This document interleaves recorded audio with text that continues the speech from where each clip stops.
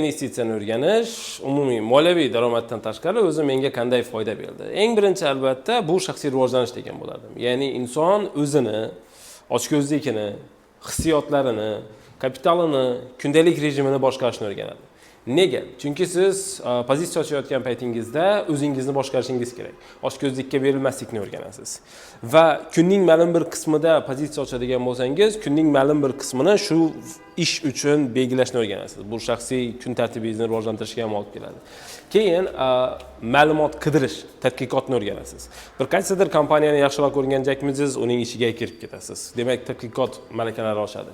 Bundan tashqari, albatta analitik qobiliyatlaringiz. Bir narsani ikkinchi narsa bilan solishtirishingiz, keyin bir narsaning oqibati ikkinchisiga qanday ta'sir qildi. Ya'ni qaysidir davlatda bo'layotgan toshqin, qaysidir davlatdagi valyutasiga qanday ta'sir qiladi va hokazo. Demak, tradingni o'rganish nafaqat sizga pul keltirish kerak, balki sizni umumiy jihatdan dunyoqarashi kengroq, aqlliroq va yaxshiroq insonga aylantirishi mumkin.